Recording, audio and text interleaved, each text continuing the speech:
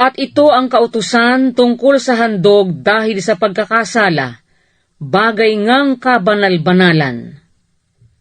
Sa dakong pinagpapatayan ng handog na susunugin, ay doon papatayin ang handog dahil sa pagkakasala, at ang dugo niya ay iwiwisik niya sa ibabaw ng dambana hanggang sa palibot. At siya'y maghahandog niyaon ng lahat ng taba niyaon, ang buntot na mataba at ang tabang nakatatakip sa lamang loob, at ang dalawang bato at ang tabang nasa ibabaw ng mga yaon, ang nasa siping ng mga balakang at ang lamad na nasa ibabaw ng atay ay kanyang aalisin na kalakip ng mga bato. At susunugin ng saserdote sa ibabaw ng dambana na pinakahandog sa Panginoon na pinaraan sa apoy, handog nga dahil sa pagkakasala. Bawat lalaki sa mga saserdote ay kakain niyaon. Sa dakong banal kakanin niyaon, bagay ngang kabanal-banalan. Kung paano ang handog dahil sa kasalanan, ay gayon ang handog dahil sa pagkakasala. Ang dalaway may isang kautusan, mapapasa saserdoteng tumutubos. At ang saserdoteng naghahandog ng handog na susunugin ng sinumang tao, ay siyang magtatangkilik ng balat ng handog na susunugin na inihandog. At bawat handog na harina na niluto sa hurno, at yaong lahat na pinagyaman sa kawaling bakal at sa kawaling lupa, ay mapapasa saserdote na naghahandog. At bawat handog na harina na hinaluan ng langis o tuyo, ay mapapasa lahat ng anak ni Aaron sa isa na gaya sa iba. At ito ang kautusan hinggil sa haing mga handog tungkol sa kapayapaan na ihahandog sa Panginoon.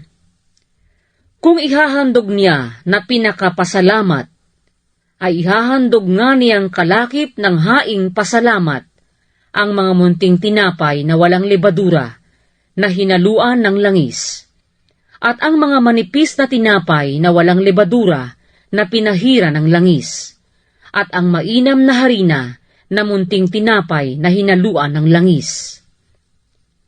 Kalakip ng munting tinapay na walang lebadura, kanyang ihahandog ang alay niya, na kalakip ng haing mga handog tungkol sa kapayapaan na pinakapasalamat.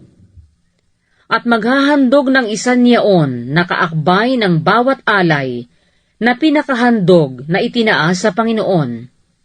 Mapapasa saserdoteng magwiwisik ng dugo ng mga handog tungkol sa kapayapaan.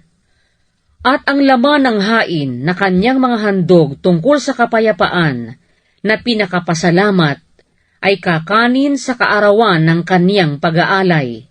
Siya'y hindi magtitira niyaon ng hanggang sa umaga.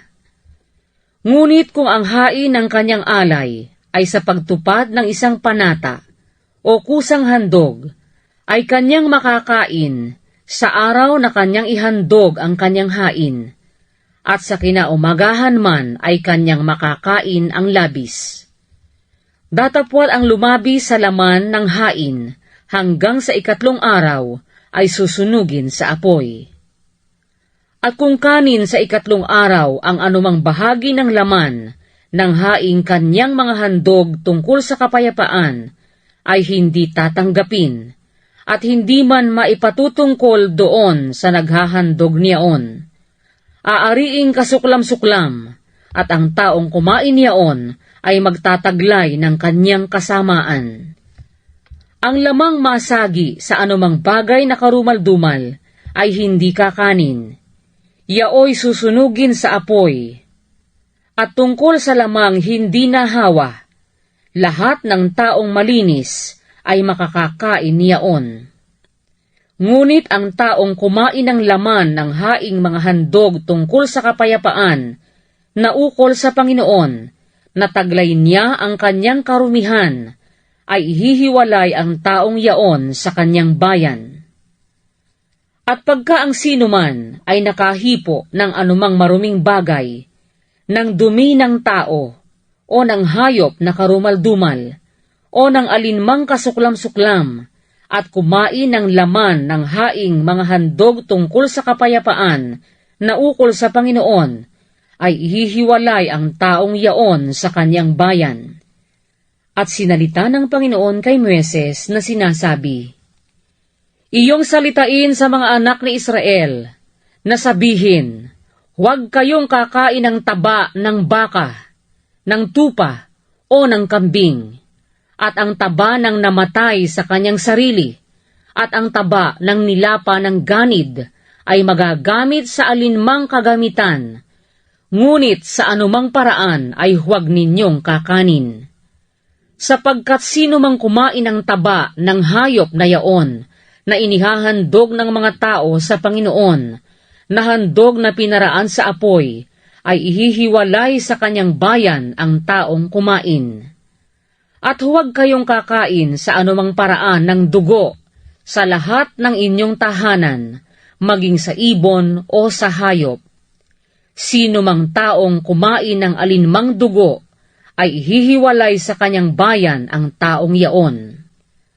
At sinalita ng Panginoon kay Moises na sinasabi, iyong salitain sa mga anak ng Israel na sabihin, ang naghahandog sa Panginoon ng hain niyang mga handog tungkol sa kapayapaan, ay magdadala sa Panginoon ng kanyang alay, sa hain niyang mga handog tungkol sa kapayapaan.